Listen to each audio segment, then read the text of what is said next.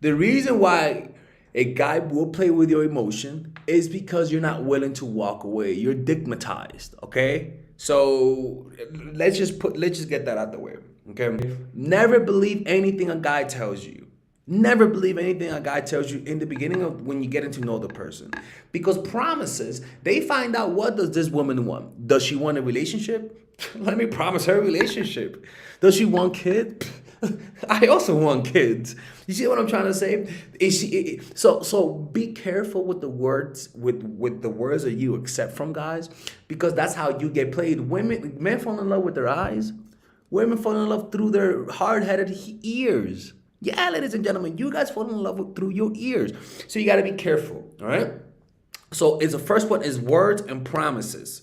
Baby, once I'm done with this job, which I don't know when, I promise you, I'll come and see you, baby. Once I break up with her, I'll be with you and only you, baby. Why would I lie to you? All right, so that second thing is inconsistency.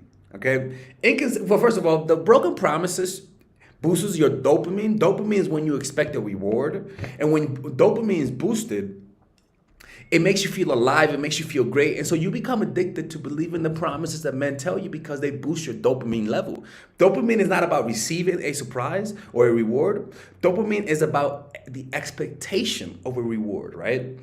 But the problem is that with those promises comes the second part that hurts, the inconsistency. The guy says he's gonna do something for you, and then he breaks those promises. And so two things happen to you in neurochemistry. One, your cortisol level go up.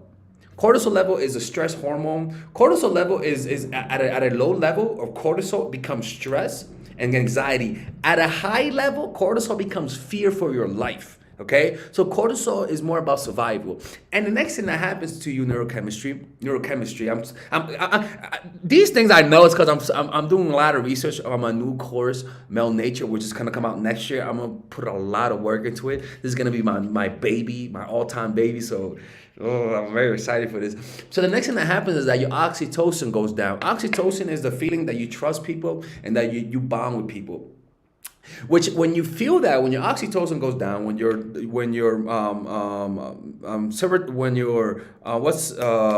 cortisol goes up, and serotonin level will go down, because your serotonin is a feeling that makes you feel like is the neurochemical that makes you feel good because you're being respected, right?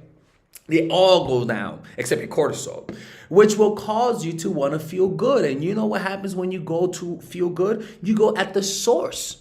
And who's the source? The person who hurt you. The inconsistency will make you go up and down in your emotions. And those up and downs, because then he'll be inconsistent, you'll complain to him, why aren't you texting me? And then he'll say, baby, back to square one. I'm busy with work, baby. You know how I feel about you. I will never hurt you. Now, the words and promises boosts your dopamine. When you boost dopamine, it distracts you from all of those negative emotions. And so you're all happy, and then he acts inconsistent. And now your cortisol level goes up. Now your serotonin level goes down. Now your oxytocin goes down, and you lack trust. And so that up and down becomes, one, addictive, harmful to you, because you begin to expect it and you begin to make it a normal part of your life. You actually think that's normal, and that's how you get played. The third thing, you get mesmerized by his look. We talked about it yesterday. It's called the halo effect. Sometimes when somebody looks so good, it happens with me. Women, when they see me, they just get mesmerized. Father Alex, can I help it? Okay, stop lying, Alex. We know you're not tall. What? What are you talking about, Melissa? I am 6'4". I would never, ever lie about my height. Oh, sorry. I got to stop this. So yeah, mesmerized by his looks and charms. It could be his looks, charm, or even his status, right? But the point is that you like him so much. He's so attractive. I understand when that happens. He's so attractive that you believe everything he says. It's called the halo effect. You assume good-looking people are trustworthy. That's actually been shown, and there's actually evolutionary reasons behind it. There's just as we trust people who are good-looking. That's why Chinese, not even Chinese, the whole world use a spy, and one of the easiest way to get inside a man's mind is to use a female decoy, a female spy. His dick will never make him see it. Get what I'm trying to say? So yeah, getting mesmerized by his looks and charm. Fourth thing, female competition. Female competition will make you like a guy you don't like. Female competition will, because you gotta understand, people are naturally competitive. And back then, women chased guys. Back then, when we were hunter-gatherers, women chased the high-value guys. Guys don't chase women. It's women who used to chase them. That's the truth. Go link into it. Because think about it, you are a woman in your 20s, right? A good-looking woman in your 20s. And your goal back then was to find somebody who could help you raise your kids. So you're the one that needs it. You get what I'm saying? Nowadays, women don't, but back then you needed it more. So women throughout history were the ones that were chasing, right? So they will find the best guy who has the most value, and usually it wasn't the best looking guy. It was the one with the most money, so that she could ensure her kids would survive.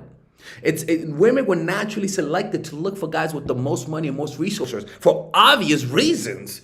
The women who had genes that didn't go for guys who had resources, their kids most likely didn't survive.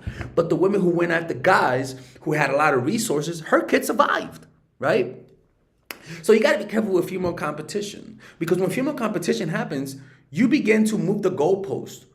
It's like when you go to an auction house and you try to buy something, and then you auction and you say your limit is 20,000, and because there's this dude who you don't like auctioning it, you go up to 30,000, 40,000 without even knowing it. You already went over your budget. Why? Because of competition. Competition makes you go further, in a positive way and in a negative way, right? Who's the most woke? I'm the most woke, and so the person who's the most woke would be the cool one. So you'll have this culture full of woke people saying crazy shit, right? Because it's competition. So female competition will make you act out of the normal. It'll make you withstand a lot of bullshit just because you don't want to lose. You don't want to lose to that bitch. So you do everything just to win it, and so you lose the purpose while you're even talking to this guy.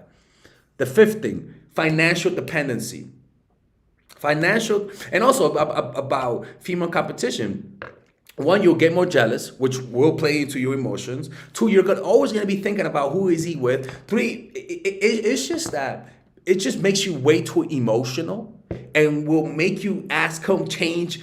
Stop talking to that girl. Stop talking to that bitch. Fuck her. She has bad intentions for you. And so he'll say, like number one, baby, you know you're the one for me. Yeah, baby, I will never play you. Baby, you are the one for me. Why would you ever think that I would ever do something like that? Okay, I guess so. And so you believe it, right? So female competition, right? Especially if he's high value. If he's a high value guy, even if you're in a relationship with him, just because he's high value, you know that some BS, some woman down the block will bang him because he's that high value. So all the time your cortisol levels are up, because all the time you're being threatened by women because he's so high value that you know even your friends are gonna want to bang him. Sometimes a guy's too high value, baby. Sometimes we're too much for you, baby. McDonald's, we're not talking about you. You know damn well you're not that kind of high-value guy. Shut up. Get out of here, Melissa. I don't know what the hell you keep entering my house. Fifth one, financial dependency. This is how some abusers abuse you. They'll make you have a kid with you. They'll say, baby, I'll be with you. They'll have a kid with you just to control you. Or they'll isolate you from your family, and he'll begin to give you money just so that you could depend on him.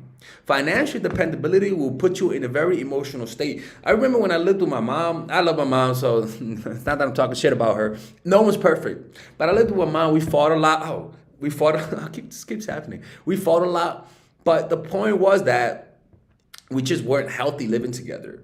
And I couldn't leave because I didn't have the money. I didn't want to work a regular job because I wasn't good at regular jobs. So I just wanted to make YouTube when my YouTube wasn't going up. And I remember everything she said got me emotional because I depended on her. And yet she was telling me she was just being a bitch. I thought you were going to speak bad about your mom. Sorry.